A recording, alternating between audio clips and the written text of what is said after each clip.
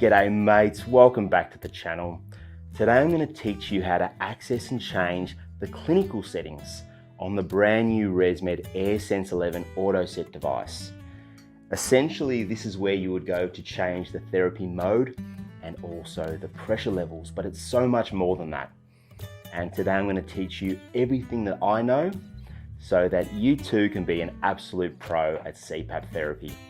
And if you want to watch my brand new complete review on the AirSense 11, just click the link above.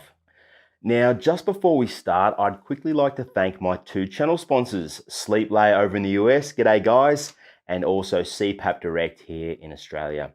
Now, both these companies have top-notch customer support, and they're really going to look after you, especially if you tell them that you're friends with old mate Nico from the YouTube channel CPAP Reviews. So if you'd like to support the channel, you can do so by shopping with these guys for your CPAP gear. Link in the description down below. All right, let's begin.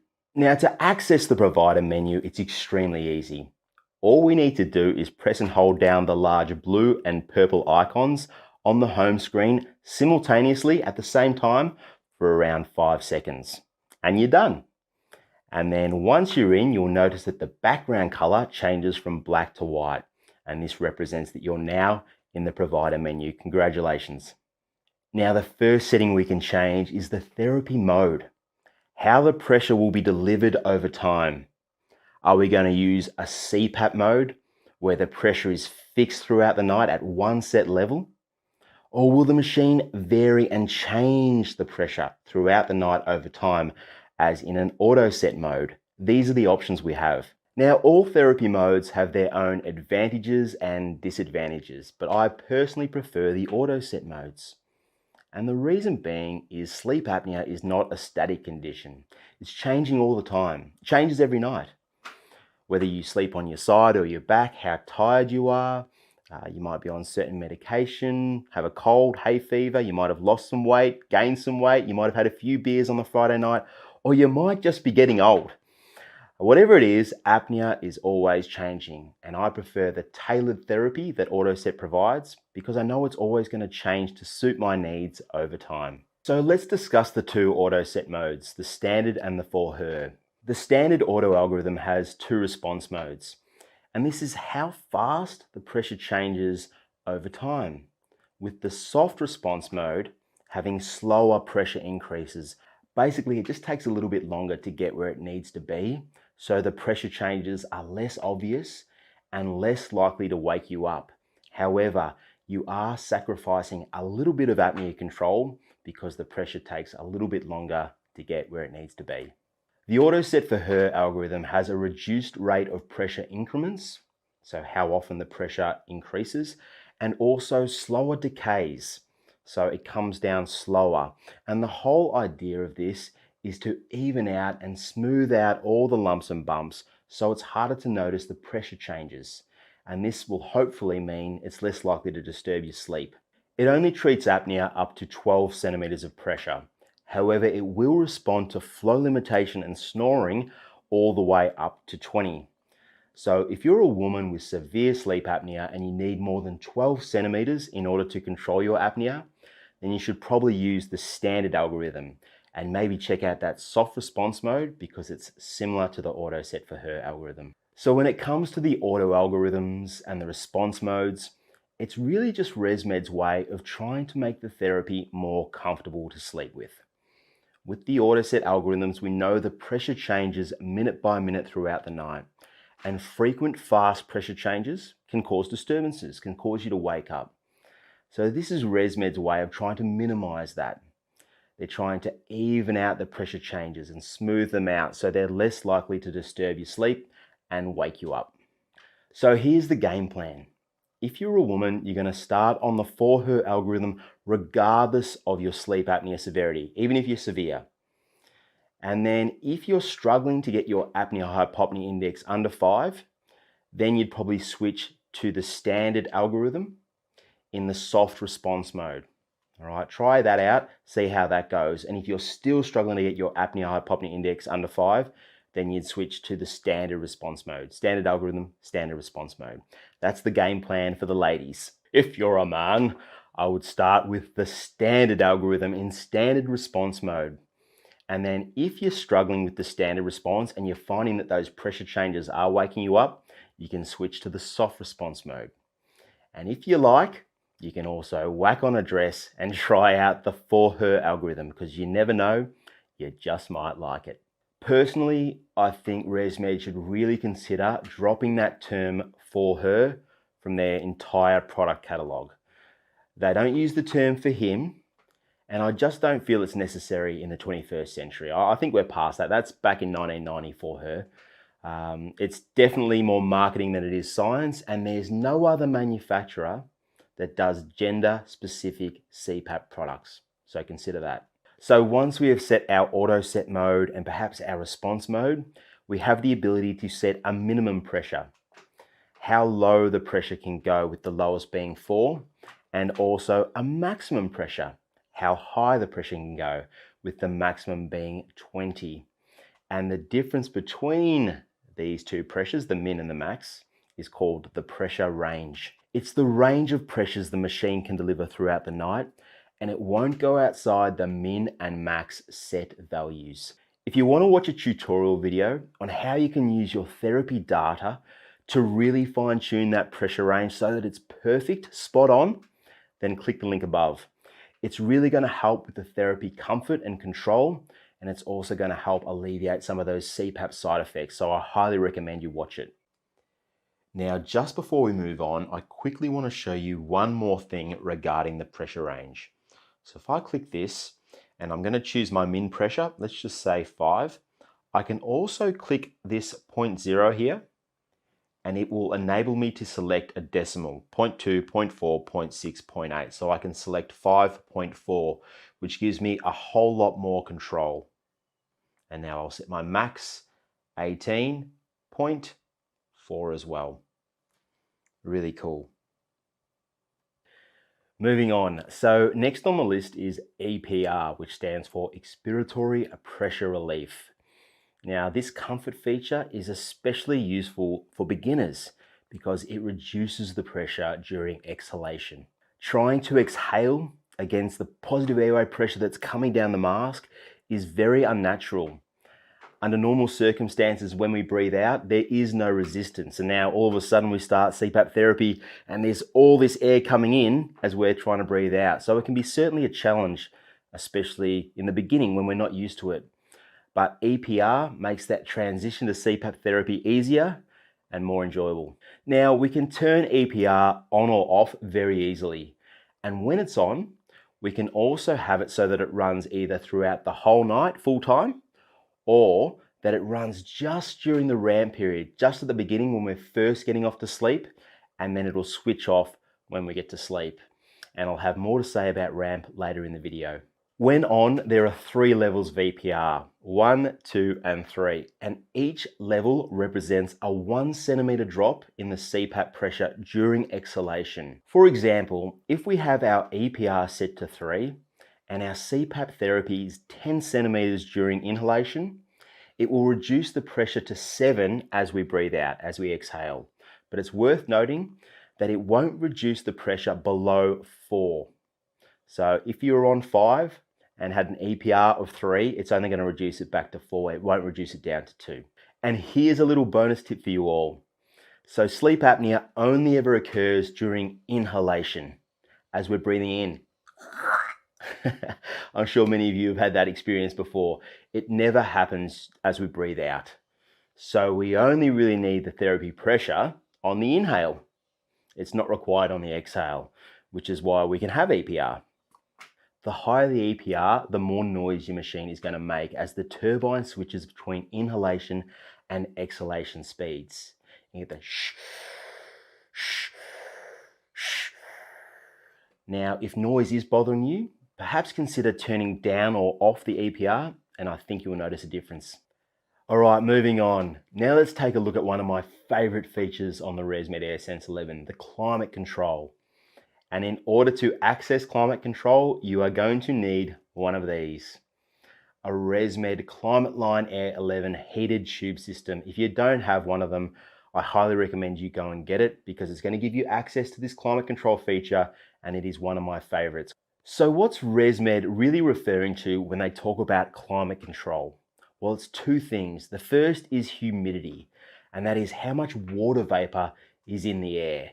And this is controlled by the heated humidifier that heats up the water and turns it into vapor, and then that vapor is picked up by the air on its way down into your lungs. And humidity is really important because it's going to help alleviate dry nose and throat symptoms and also congestion, which are common side effects of CPAP therapy. The second is the temperature of the air inside the tubing.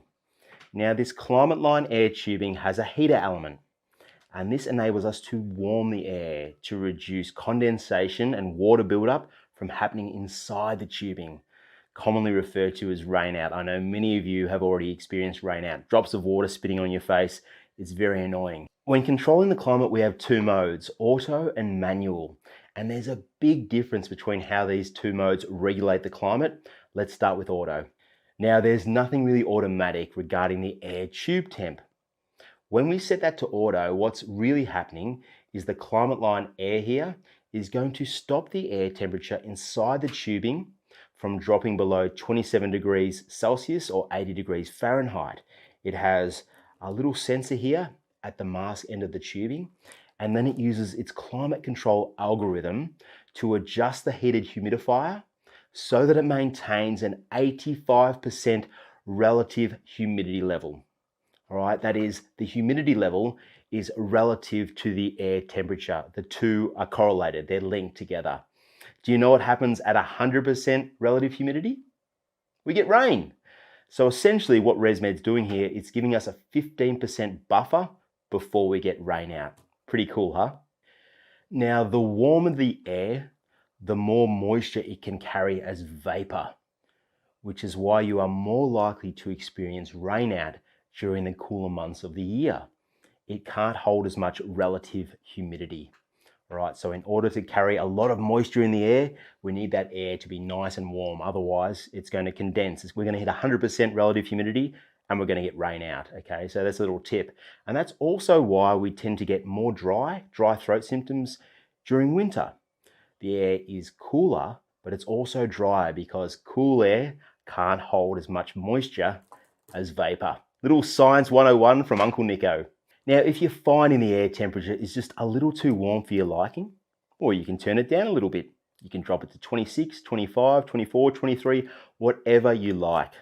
And whatever you choose, that climate control algorithm is still going to deliver 85% relative humidity to that new value, whatever it is. And now let's discuss manual mode. So unlike automatic mode, where that 85% relative humidity is correlated and linked with the air tube temperature, in manual mode, they're no longer linked. They're completely independent of each other. So we can change one without it affecting the other. We can now set the humidifier level between 1 right through to 8, with each level delivering a constant set amount of water vapor or absolute humidity, completely independent of the tube air temp. The higher the number, the more moisture we're going to be adding to the air, the more humidity. But just remember that if that air temperature is not warm enough, then there's a chance we could get rain out. All right, I know exactly what you're thinking. Nico, enough of the science talk. Tell us what to do already. All right, so here's the game plan. I think for most of you, automatic is going to be the way to go. That 85% relative humidity to whatever the temperature of the air is inside the tubing is going to work wonders for you. But you can obviously turn that tube temp down a little bit if you're finding it too hot, or you can turn it up a little bit more if you want more moisture, if you're still dry, because remember, the warmer the air, the more moisture content it can carry, that 85% relative humidity. If you're still having no luck and you're still dry, then go for your life. Change it to manual, crank that humidifier level up to 8 and see how you go with that. Just remember, you might want to put your CPAP machine close to the ground so that if you do experience any of that rain out or condensation, it's more likely to run straight back down into your humidifier chamber. Okay, so let me walk you through the rest of the menu items in the clinical settings, starting with the ramp time. Now, ramp is used in the beginning while we're first getting off to sleep, and it just enables us to get comfortable with the therapy before we fall asleep. Now, one of the new features in the AirSense 11 is this auto feature. And when set to auto, we can also set a start pressure. Now, this start pressure has to be below the pressure range, the min pressure. Okay, so start pressure here has to be below that. You can see we've got the option of 4, 5, and we can click here and press. If we go to 5, we can click here, and we got 0.2 and 0.4. Okay, they're the options that we have. Now, let's just choose 5.2 as our start pressure.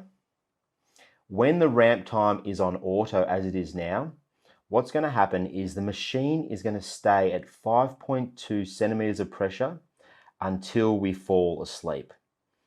And the machine will know we're fallen asleep because it will see the change in our breathing, and then it will adjust accordingly. Okay, so that's how that works. If we change that from auto to, let's just say 15 minutes, and we set the start pressure at 4.2, what's going to happen now is over 15 minutes, the pressure is going to go from 4.2 and it's going to increase to our min auto pressure, 5.4, over that 15 minutes. That's how ramp works. It's just a way to gradually get off to sleep. It's not really required when it comes to automatic machines, but at the same time, some of you might find it useful. All right, let's scroll down again.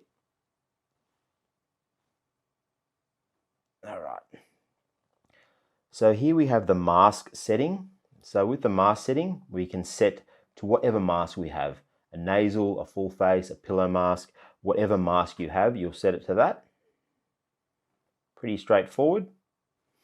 Now, by doing that, what it tells the machine how much resistance is in the mask. So the machine will alter the pressure just slightly, depending on how much resistance your mask has. Obviously, a pillow mask has a lot smaller cavity, so it's going to have a lot more resistance, whereas a full face mask has a much larger cavity. There's more room there, so less resistance. All right, moving on. Now we have the BV filter, and this is if we have a bacteria or viral filter attached to our device. Once again, we can switch it on or off. Down here in options, we have patient view, and we always want this to advanced. We never want it on simple. The advanced view is going to give us more options in our patient menu. Now we have Smart Start, which we can toggle on and off, and also Smart Stop, which we can toggle on and off. Smart Start will automatically turn on the device and start delivering therapy when you start breathing, so you won't have to press the on button on the top. And the same goes Smart Stop. When we take our mask off, it might take a few seconds, but the machine will know that we're no longer on the machine and it will stop automatically as well. Care check-in is a new feature by ResMed.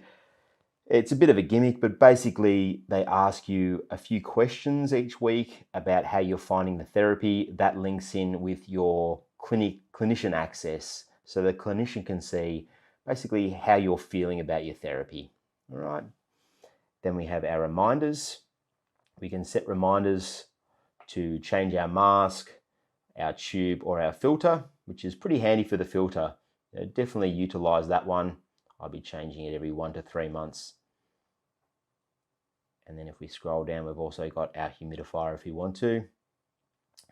And then we have our configuration stuff. So pretty straightforward: language, time zone, temp. We can go between Celsius and Fahrenheit for all my mates in the US there. And then we can also restore our defaults back to the factory settings if we want to. If we scroll down one more time, we can erase all the data on our SD card and on the machine. And then also we've got an about there, which is going to tell us our serial number and a few other things. I'm not going to go into that. And that is all she wrote. Now we can exit. Thanks for watching, guys. If you need any help or you've got any questions whatsoever, just drop them in the comments section and I'll do my best. And if you enjoyed today's video, I'd love to see a thumbs up. and I hope you subscribe to the channel. And until next time, look after your mates, sleep well, and I'll see you soon. All the best.